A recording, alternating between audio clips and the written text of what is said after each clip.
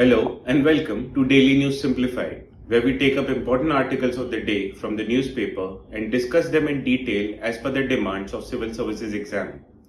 Articles covered today are displayed on your screen and their notes in PDF and Word format are provided in the description box down below. Without further ado, let us begin. Now let us start our today's discussion with the first article of the day, and it appeared in page 10 of today's Hindu newspaper. Now, this article highlights measures that are undertaken in India in order to estimate the number of unemployed people in the country. Further, the topic of employment is important from GS Paper 3 perspective, as it deals with Indian economy and issues relating to employment. Further, in the mains of the year 2016, a question appeared on effect of globalization in reduction of employment in formal sector as well as increased informalization in the country.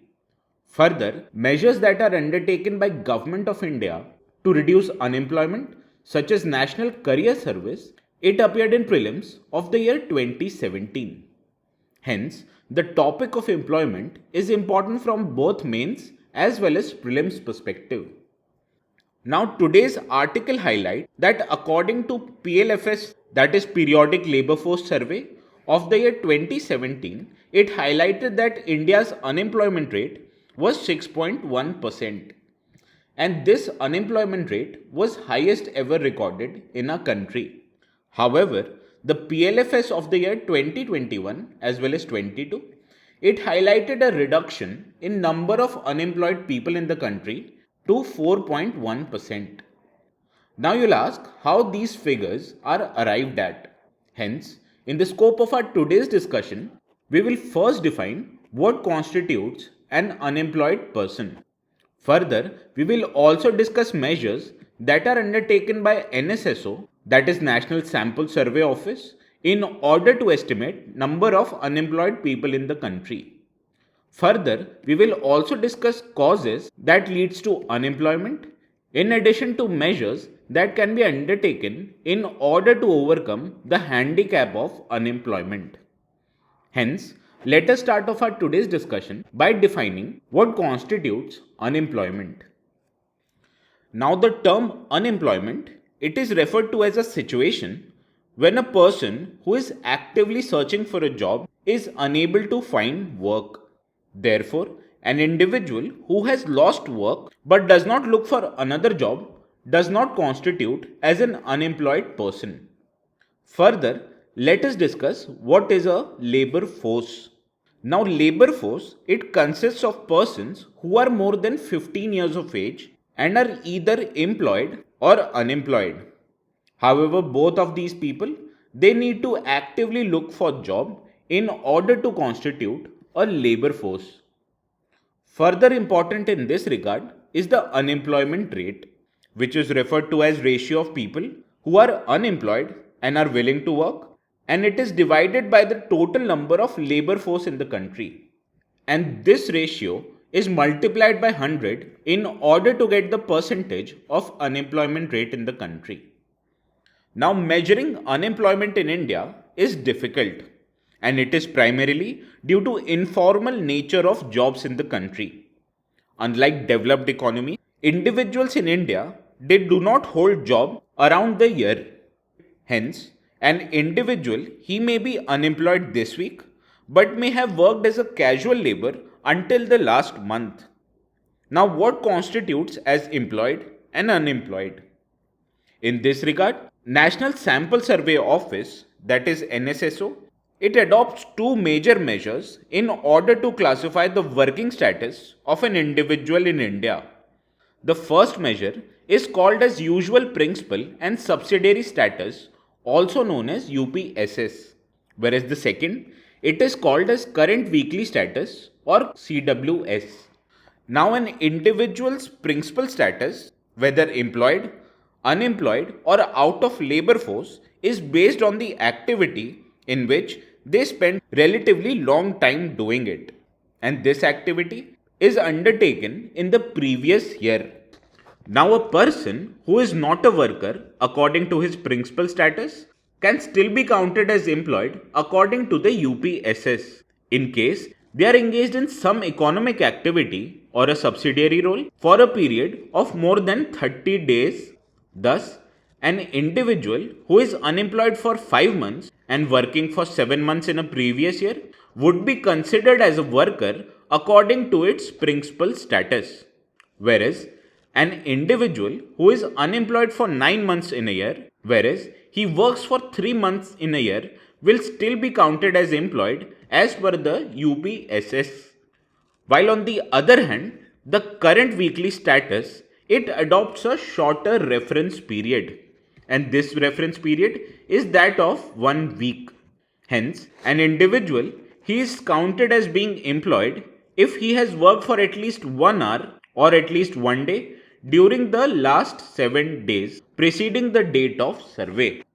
In this regard, we can say that the UPSS unemployment rate will always be lower than that of CWS rates, because there is a greater probability that an individual will find work over a period of year as compared to a period of, say, 1 week.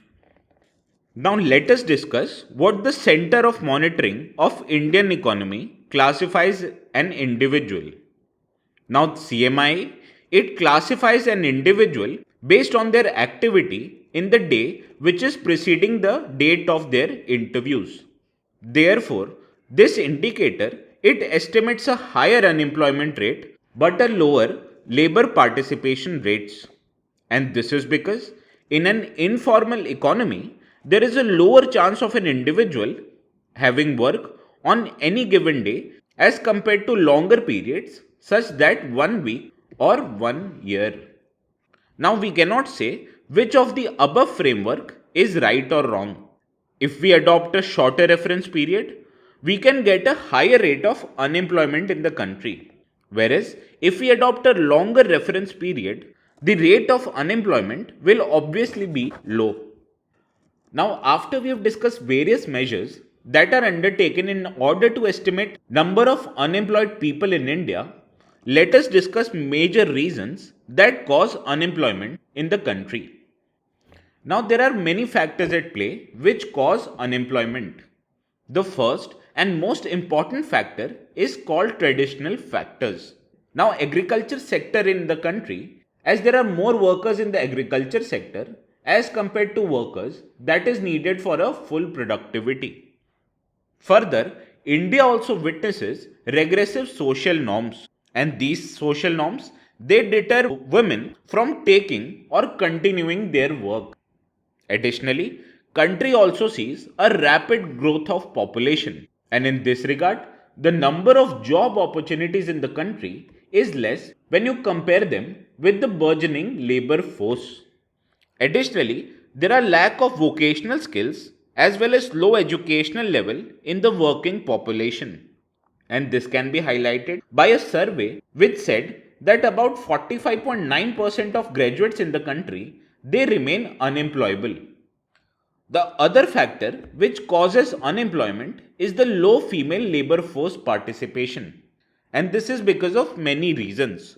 The first is that due to mechanization of agriculture, it has adversely impacted the amount of female labor force participation in the agriculture.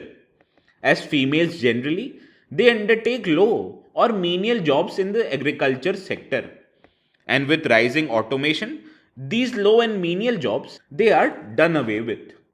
Further, India's manufacturing sector, it is not labor intensive, and it has made it difficult to compensate women who are displaced from these agriculture jobs. Additionally, women are seen primarily as a caregivers, and cultural norms and deep roots of patriarchy, it reinforces this idea. Hence, women who are engaged as housewives, they are unaccounted for in a formal economic setup. Further, Niti Aayog also highlighted that there is a significant wage gap in terms of gender. As women, they are tend to be paid less and they work in less productive jobs. On the other hand, women, they are overrepresented in the unpaid caregiving work, and it makes them vulnerable to unemployment. Further, India has also witnessed decline in manufacturing jobs as due to automation and multi-skilling requirements, it has reduced the need for human resources in a manufacturing setup. Further, India also witnesses poor quality of job creation. While there has been strong job creation in say ICT intensive sectors, a significant portion of these jobs they come from traditionally low value based added services. And in these sectors, informality and vulnerable forms of employment they are dominant. Further, India also has seen a shrinking public sector as there has been decline of 89% in direct recruitment in central government ministries and their departments in the year of 2015 as against compared to the year of 2013. Hence, there are many factors such as traditional factors, low female labor participation rate, decline in manufacturing jobs, rise in poor quality of jobs, as well as shrinking public sector that cause unemployment in the country. Now, after we have discussed various causes, let us look at measures that are needed in order to overcome the menace of unemployment. Now, there are various measures which are needed to overcome unemployment. These include a need to formulate a comprehensive national employment policy. As this policy, it will explicitly link growth and economic strategies to employment creation. Additionally, this policy it will also diagnose the challenges and opportunities which are needed for productive job creation.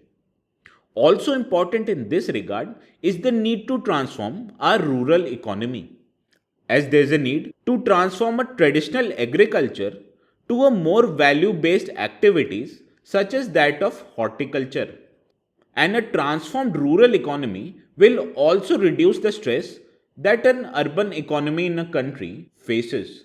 And this will help absorb jobs that are not created in the manufacturing sector. Also important is the need to improve infrastructure in our country. As infrastructure, it is required to promote growth in both rural as well as urban areas on a sustainable basis. Further, let us look at recommendation of the Standing Committee of Labour which was made in its 2021 report. As this committee, it recommended attracting investment in the traditional manufacturing sectors as well as developing industrial clusters across the country. Further, this committee also emphasized on strengthening our social security measures as it will help provide people with unemployment allowances. Also important in this regard is the need to increase women participation in our labor force, and this can be done by increasing government procurement from women led enterprises, training women in new technologies, providing women with access to capital, and investing in childcare and linked infrastructure, which will further promote women participation in the economic sectors. Also important in this regard is the need to reskill as well as upskilling of existing labor force, as this will provide them with opportunity to get employed in high remunerative manufacturing sector. Also, there is a need to introduce a centralized unemployment insurance scheme, which will be there for all unemployed individuals. Additionally, it will also help remove bottlenecks that are there in existing unemployment benefit scheme. Hence, by formulating a comprehensive national employment policy, transforming a rural economy, making improvements in the infrastructure, implementing recommendations of the Standing Committee on Labour, reskilling and upskilling of our workforce, as well as providing a centralized unemployment insurance scheme are measures which are needed in order to overcome the menace of unemployment in the country. Hence, this was all for today's discussion on unemployment in India. Now, moving on to the next article of the day, and it appeared in page 16 of today's Hindu newspaper. Now, one of the key challenges to economic sovereignty has been the rise of cryptocurrency. It is also important to note that a single country, it cannot regulate cryptocurrencies in an effective manner. And in this regard, G20 meet, which is to be held in India, it provides the forum for large economies to get together and form an effective regulation in dealing with such private cryptocurrencies. Now, this topic is important from GS Paper 3 perspective as it deals with Indian economy and issues related to mobilization of resources. Further, the topic of cryptocurrency, it also appeared in the mains of the year 2021, where it asked us to analyze the effect of cryptocurrency on global society as well as Indian society. Also, the topic of central bank digital currencies, which is a legal tender cryptocurrency, it was asked in the prelims of the year 2023. Hence, we can see that this topic is important from both prelims as well as mains perspective. Hence, in the scope of our today's discussion, we will first discuss what are these cryptocurrencies.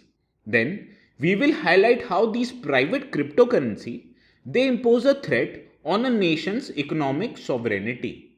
Before concluding this discussion, we will also discuss a way forward in order to regulate these cryptocurrencies and maintain nation's macroeconomic stability. Hence, let us start off our today's discussion by discussing what are cryptocurrencies. Now, cryptocurrencies, they are promoted as a decentralized international virtual currencies. And these currencies, they are digital currencies which are issued by a software protocol and not by a nation's central bank. For example, Bitcoin, it was launched in the year of 2009 as a peer-to-peer payment system.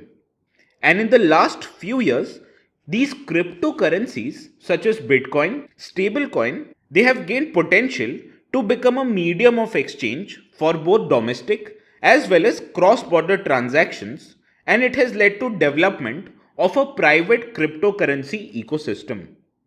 Now, this rise can be attributed to two different reasons.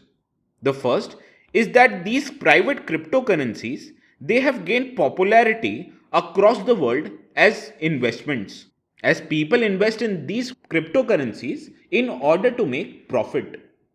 Also, there have emerged multiple electronic exchanges, and these exchanges, they provide for exchange and conversion of these cryptocurrencies into real currencies. Now, there are some nations which allow the use of these cryptocurrencies as a legal tender. For example, El Salvador and some Central African Republic countries, they have made Bitcoin their official currency. However, opposite in this direction is the approach of China, which has made these private cryptocurrencies illegal. Now, India, it has adopted a middle path in these regulations. Now, India, it has not given these private cryptocurrency a legal status. However, it has identified these private cryptocurrencies as a virtual digital asset under the Section 2 of IT Act of the year 1961. Although there is no official data on the size of Indian cryptocurrency market, however, it is estimated that there are about 15 to 20 million crypto investors who have a total crypto holding of about $5.3 billion. Now, as this article highlights that these private cryptocurrencies, they impose a significant threat on a nation's economic sovereignty. Let us discuss these threats in the next slide. Now, traditionally, a central bank, it enjoys a monopoly over a currency of a certain nation. As currency, it requires trust among people to be accepted as a medium of exchange. But in case of these private cryptocurrencies, nobody knows who are creating these currencies. Further, there is no guarantee with respect to settlement of such private cryptocurrencies. Therefore, trust and absence of accountability, it has created significant concerns with respect to such cryptocurrencies. The first threat that these cryptocurrencies imposes is that of financial instability. As acceptance of any kind of international currency, it poses a threat to a stability of a country's financial system, as it may have a negative consequence on the economy due to its high volatile nature. Also, these private cryptocurrencies, they lend a significant economic control of the country in the hands of anonymous players.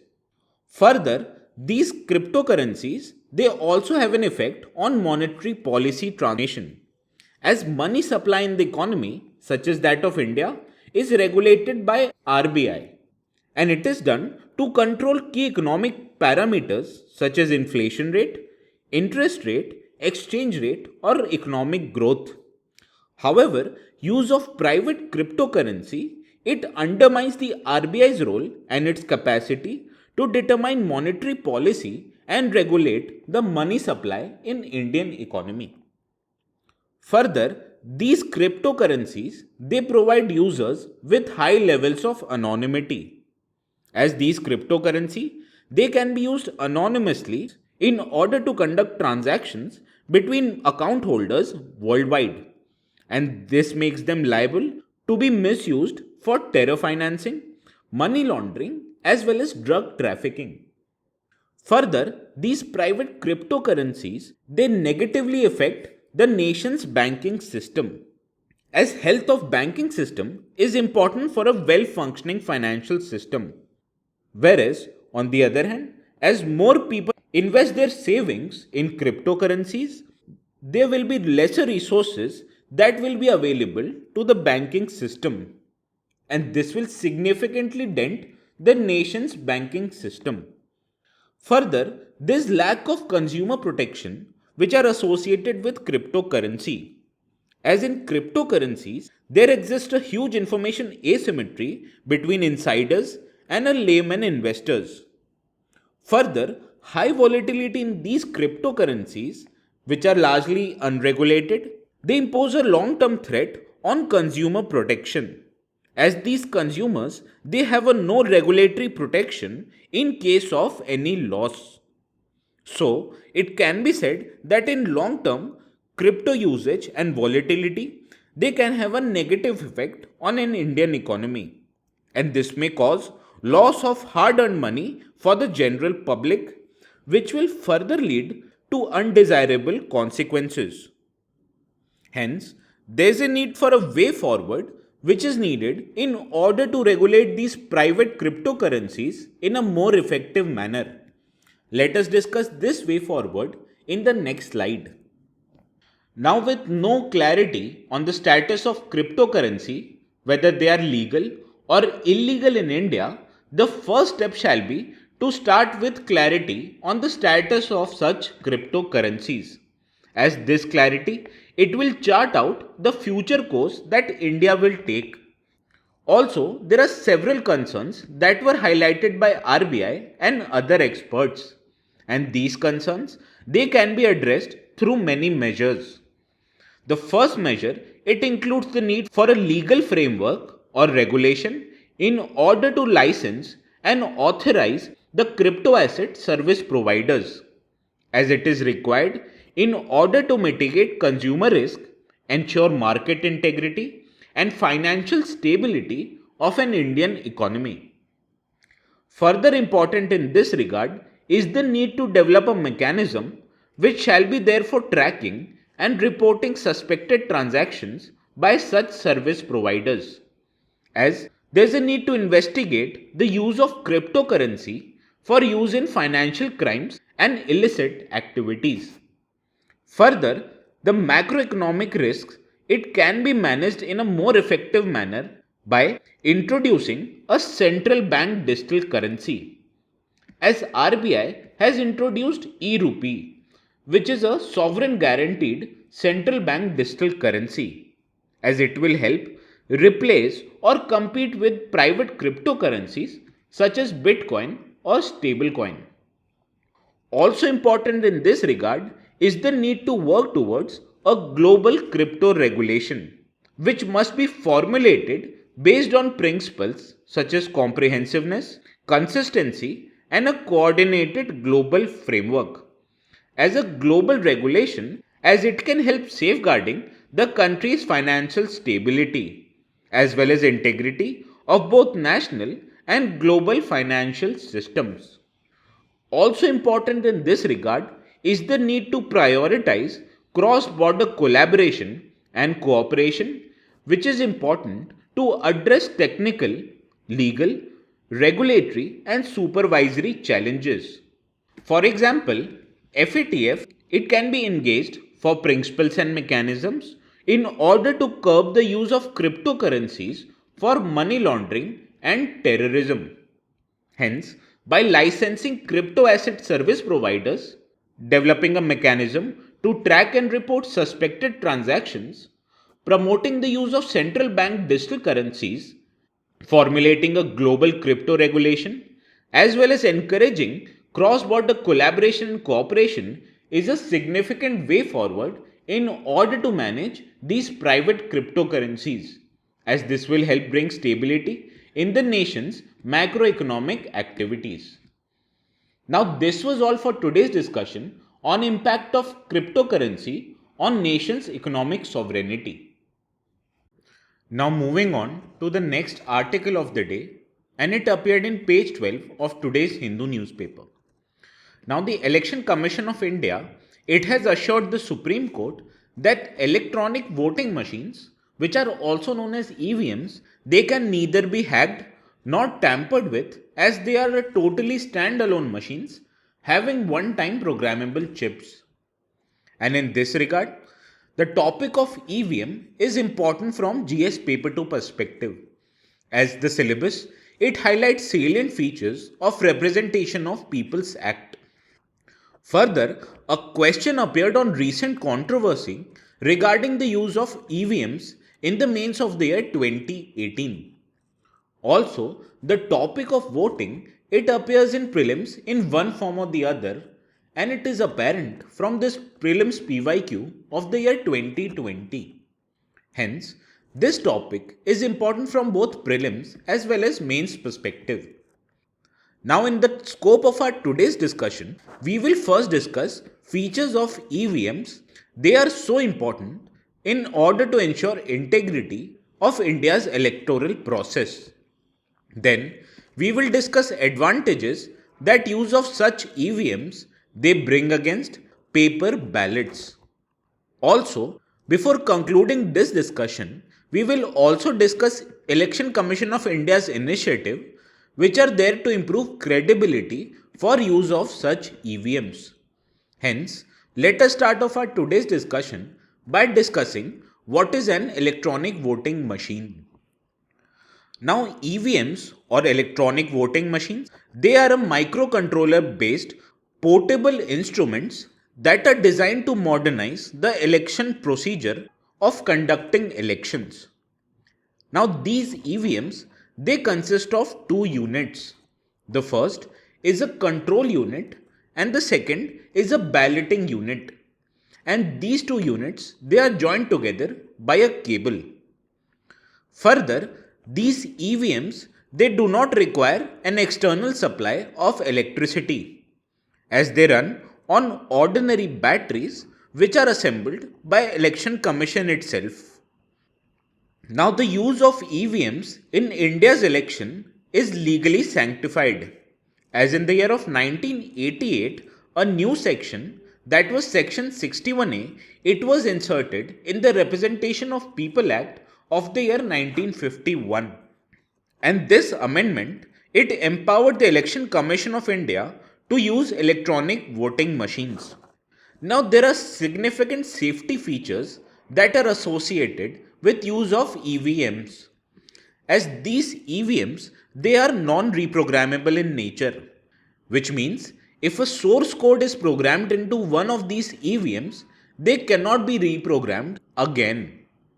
Further, these EVMs they do not have any external communication mechanisms, which makes them safe from outside hacking attempts. Further, these EVMs they run on a secure source code, which is developed in-house by two PSUs, that is Bharat Electronics Limited as well as Electronics Corporation of India Limited. And this EVMs they only allow voter to cast a vote only once, And the next vote, it can be recorded only after the presiding officer of an election booth it enables the ballot on the control unit of EVMs. Also, these EVMs they are secured against post manufacturing tampering, as these machines they have a self diagnostic shutdown capability which makes these machines shut down automatically in case of attempted tampering. Further, there are various procedural checks and balances which are ensured by Election Commission such as SOPs like functional checks, trial run, random allocation of these machines, multi-stage testing, dry run and safe and secure storage post voting which are necessary for ensuring free and fair elections. Additionally, these machines are connected to a voter verified paper trail also known as VVPAT.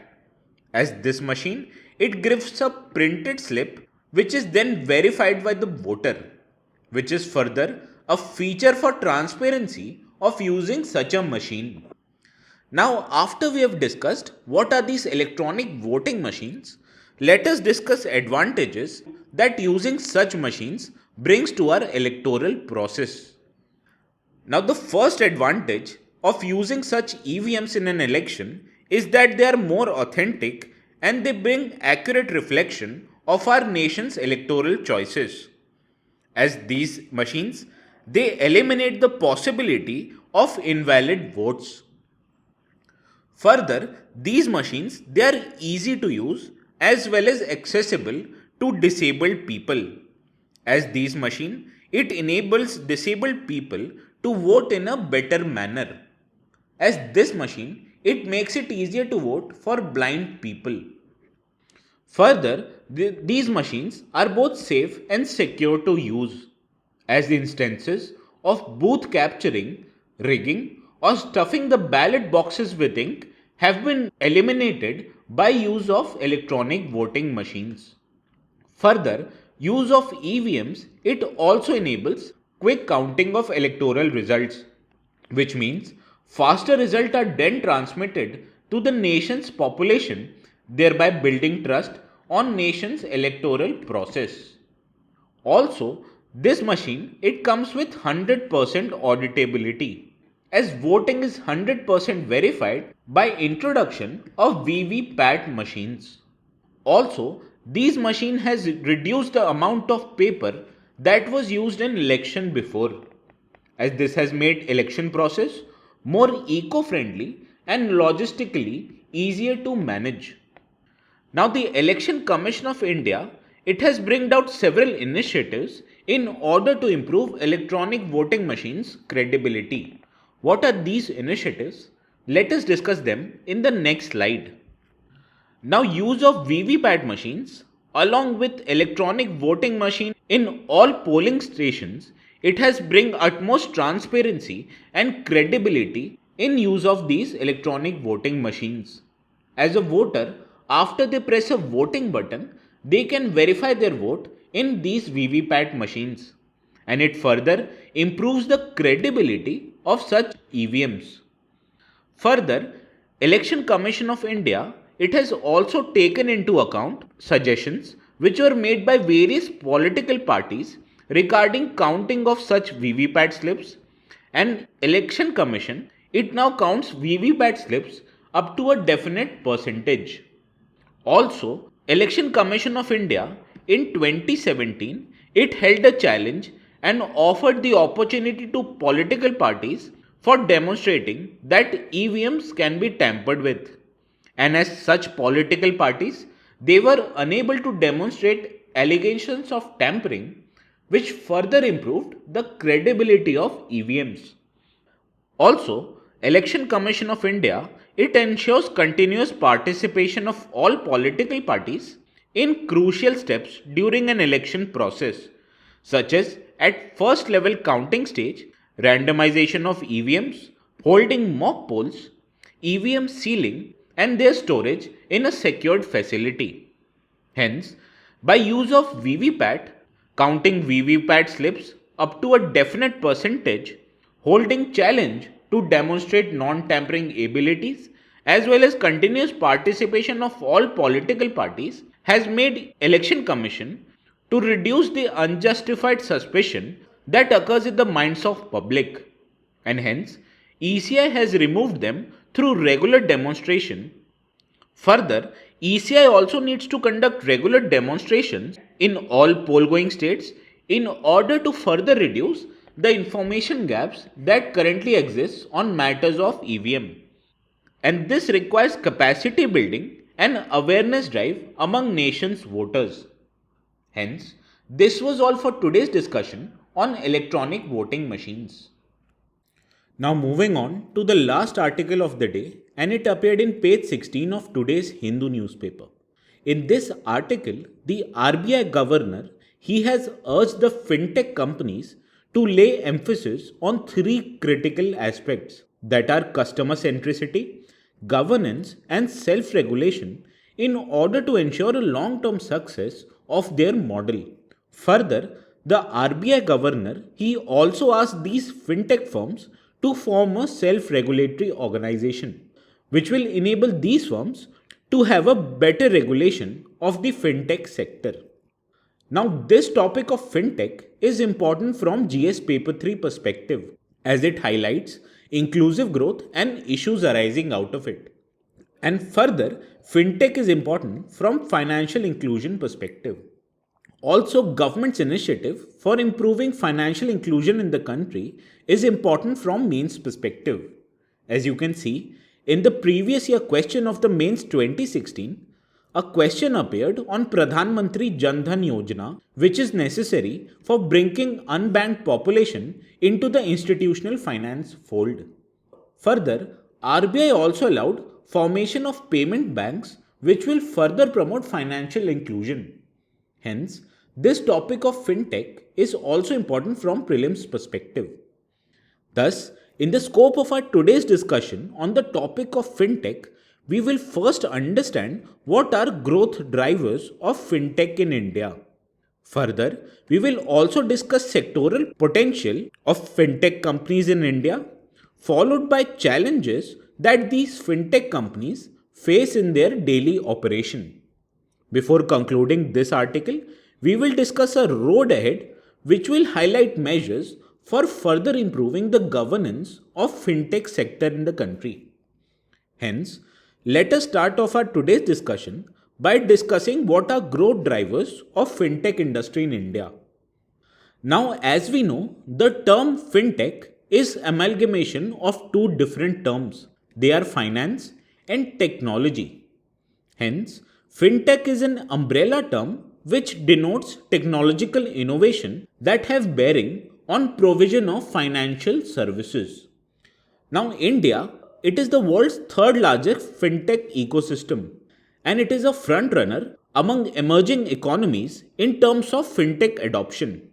Now, India, it had a fintech adoption of 87% in the March of 2020, which is higher than the global average of 64%. Now, this fintech adoption is driven by many factors. First is that there is an increasing level of internet and smartphone penetration in the country. As India, it is the world's second highest in terms of smartphone user base and internet user market globally. Further, India also has a younger demographics, as over 65% of nation's population, they are below 35 years of age. And this younger demographic, they further drive up the demand and growth of fintech space.